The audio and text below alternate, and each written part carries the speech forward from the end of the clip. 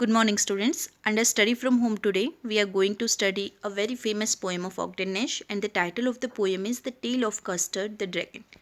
Students, the poem itself is a ballad. A ballad is a poem with a story. Here also there is a story of a girl whose name is Belinda, and she has some pets like a cat, a dog, a mouse, as well as a dragon. The ballad, students, have the rhyme scheme of AABB. Its stanza form is a 4-line stanza having the rhyming scheme of AABB.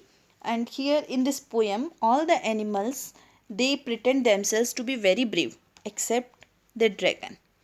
He is termed as a coward by all, and he always demands for a nice safe cage. But in the meantime, there comes a pirate. Everyone is afraid of the pirate, but it was the dragon who faced the pirate and who killed the pirate.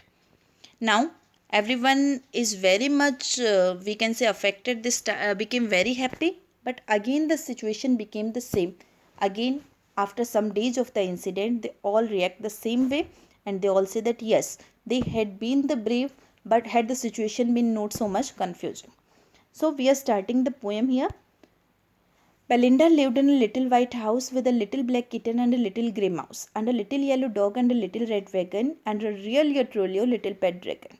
Now the name of the little black kitten was Ink, and the little grey mouse she called her Blink, and the little yellow dog was sharp as mustard, but the dragon was a coward, and she called him Custard. So the main heroine of the poem, she is Belinda. She is a girl and she lived in a little white house. She had some pets with her. She had a little black kitten and a little grey mouse. Also, she had a little yellow dog and a little red wagon. Wagon is a kind of cart. And a realio trulio. Realio trulio, students, this is nothing else than a poetic license. The poet here is taking freedom to use the word really truly to create the musical effect. And she had a truly little pet dragon. Now, the poet describes the name of the creatures, that the little black kitten was Ink, and the little grey mouse she called her Blink. The name of the kitten was Ink, the name of the mouse was Blink, and the little yellow dog was sharp as mustard. That has been compared with mustard. Mustard is spice. According to its sharpness, its alertness, that a dog has been compared with mustard, and that's why its name was also mustard. And the dragon was a coward, and she called him Custard. And she gave the name Custard to the dragon, as he was very much coward, very much afraid, very much, we can say, timid. Custard the dragon had big sharp teeth and spikes on top of him and scales underneath. Now the poet has described the physical appearance of Custard the dragon. He had the big sharp teeth and there were spikes on top of him, on his head, and scales underneath. And underneath, on the underskin, there was scales. Scales in geological term is actually a bony or a hard covering outside the skin so as to protect the skin. Mouth like a fireplace that always used to emit fire, and chimney for a nose. There was always smoke coming out from the nose. That's why the mouth has been compared with the fireplace. Mouth like a fireplace, that is simile. Chimney for a nose. Chimney has been nose has been compared with chimney. That is a metaphor. And realio trulio, daggers on his toes. Daggers mean blades or knives. They were on his toes. He had big sharp nails. They have been compared with daggers. Belinda was as brave as a barrel full of beers, and Ink and Blink chased lions down the stairs. Mustard was as brave as a tiger in a race, but Custard cried for a nice safe cage. So students, now the poet describes the features of all these people as well as the animal. Belinda, she was a brave girl. Her bravery has been compared with those of many bears. Barrel, a container that is full of beers, and Ink and Blink, they had the guts that they could chase away, they could run away the lions down the stairs. Mustard was as brave as a tiger in a rage. Mustard has been compared with a raised tiger, mean an angry tiger. But Custard, he always act cowardly, and he always demanded a nice safe case to be in so that he could be safe. Belinda tickled him, she tickled him, and merciful Ink, Blink, and Mustard, they rudely called him Percival. Now they always made fun of the dragon, and Belinda tickled him. She used to tickle him, she used to rub him, and she tickled him unmerciful. Tickling is a gentle rubbing, but she tickled him unmerciful, unkindly. Ink, Blink, and Mustard, they rudely called him Percival. Percival was the uh, British general who was very much coward and who was very much afraid, and that's why they have given the name Percival to the custard.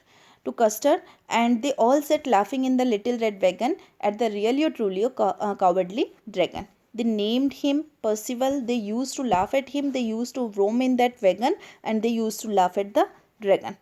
Belinda giggled till she shook the house, and Blink said Vic, which is giggling for a mouse. Ink and Mustard rudely asked his age when Custard cried for a nice safe cage. Belinda used to laugh very loudly. She used to giggle, she used to laugh till she shook the house. By the time she used to laugh, by the time the house started shaking.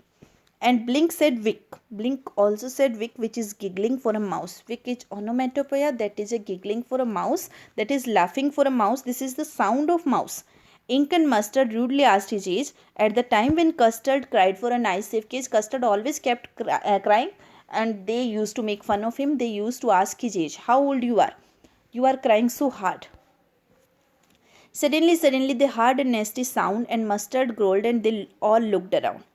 One day, all of a sudden, when everything was going on smoothly, one day, all of a sudden, a nasty and unpleasant sound was heard by them, and Mustard started growling, and they all started looked around. Growling mean the sound of a dog in some unpleasant situation, and they all looked around what was happening around them. Meouch, cried Ink, and ouch, cried Belinda, for there was a pirate climbing in the window. Because they saw a pirate who was climbing in the window, window, poetic license again, they all became very afraid. Pistol in his left hand, pistol in his right, and he held in his teeth a cutlass. Bright cutlass mean knife. He was having pistols in both his hands, and also there was a dagger, a knife in between his teeth. His beard was black, one leg was wood. It was clear that the pirate meant no good. His beard was black, and one of his leg that was made of wood, because there was no original leg of one leg of his. It was clear that the pirate meant no good. It was very clear that he had come there to do something unpleasant. Belinda paled. Belinda became very much frightened, and she cried, help, help. But all the animals, instead of helping her, they ran away. But Mustard fled with a terrified yelp. Ink trickled down to the bottom of the household, and little mouse Blink was strategically mousehold. Mustard fled away, ran away from there, yelping, crying with terror. Ink tickled down to the bottom of the household. She went down at the very bottom of that house, and little mouse Blink, he also went in a mouse hole, a hole that is meant for a mouse. But up jumped Custard. But all of a sudden, that was very unexpected, and Custard, who always kept crying, that jumped up, snorting like an engine. He was producing sounds. He was snorting. He was growling like an engine. Clashed his tail like irons in dungeon. He clashed his tail.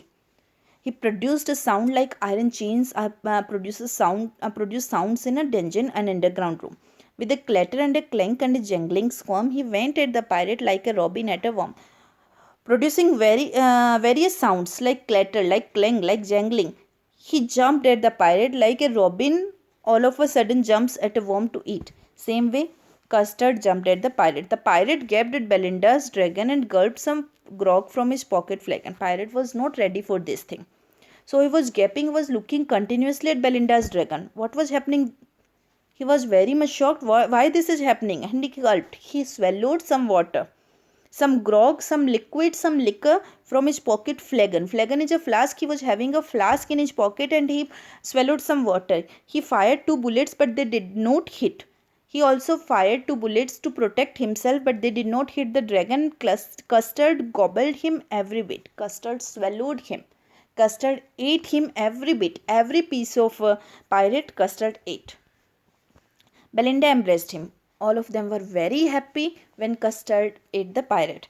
Belinda embraced him. Embrace students mean to hug someone. Mustard licked him. Mustard the dog started licking. No one mourned for his pirate victim. Mourn mean to show sorrow or to cry for someone. No one mourned for his pirate victim. Nobody was even least concerned about that pirate who became a victim, who was eaten by Custard. Ink and Blink did in glee did gyrate. Glee mean happiness, gyrate mean to move in circle. They started dancing and moving in circle around the dragon in happiness, around the dragon that ate the pirate. Belinda still lives in her little white house. Students, now that the day has gone and the situation is as usual, Belinda still lives in her little white house with her little black kitten and her little grey mouse, and her little yellow dog and her little red wagon and her really or truly a little pet dragon. Belinda is as brave as a barrel full of fears and ink and blink cheese lions down the stairs. Mustard is as brave as a tiger in a rage, but Custard keeps crying for a nice safe cage. The situation is like it was in the beginning. Everyone is still showing that it is brave. So student, this was a poem. This was a very entertaining poem, and I hope you all have liked the poem. Now we are going to discuss some different difficult words. Difficult words. Coward. Coward mean weaklings. Weaklings mean very weak, very timid. One who is afraid of something. Then spikes. Students, spikes are sticks or pointers. That something that is raised. Daggers mean blades. Chase mean to hunt someone. Giggle mean to chuckle. Nasty, unpleasant. Snorting is to grunt, to produce some sound. Grog is a kind of liquor. Gobbling means swelling. There have been many figures of speech in the poem, like a ballad. Ballad, student, as I have told you earlier, there's a poem with a story. Rhyme scheme of the poem is AABB, house and mouse, then wagon and dragon. These words are rhyming with each other. Then repetition is the repetition of some word, like little word that has been repeated many times. Then oxymoron, students. Oxymoron, when we place two opposite words side by side. Suppose I say old child. If one is old, then he is not child, and if one is child, then he is not old. These two words are opposite, but they have been placed side by side in a line, then it is called the use of oxymoron, like pet dragon. Anaphora, repeated use of word at the start of two consecutive mean two continuous lines, when two continuous lines starts with same words or same phrase. And a little and a really. These lines have been starting with the same words, so this is the use of anaphora. Then refrain. Refrain is the repetition of a sentence again and again. When a same line is repeated again and again, it is called refrain. Under realio, trulio. This line has been repeated many times, and that's why it is the use of refrain. Then poetic license. Poetic license, as I already told you, that poetic license is the freedom to the poets to use the words according to their own choice, like really or truly. They have used the word really, truly by changing some the spelling to produce the musical effect, and also winda. Simile. Simile is the comparison of two different objects. The dog has been compared to mustard with the words like, so, edge. Assonance is the repetition of vowel sounds in a line. Then Belinda was as brave as a barrel full of beers. In this line, a sound has been repeated many times. Allusion. Allusion, students, when we take example or we take reference of a person or a place from another writing, even from history, in our writing, this is called allusion. Percival, student, has been used for that Custard the dragon, but I told you that Percival was a British general, and that's why it is an allusion.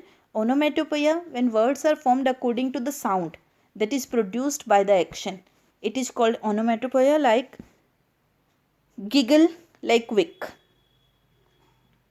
And at the last, there's the moral of the poem, and the moral of the poem is, do not judge a book by its cover. Custard, that always reacted as a very coward, very timid person, very timid animal, he was the one who saved everyone from the pirate. But the others who acted as very brave, even who pretended as to be very brave, there was no one who faced the pirate. So we should never judge a book by its cover. There are some persons whose traits completely change, or whose original traits are seen only at the time of adversity. So believe in yourself, believe in your friends. I hope you all like the poem. So keep learning. All the best. Thank you.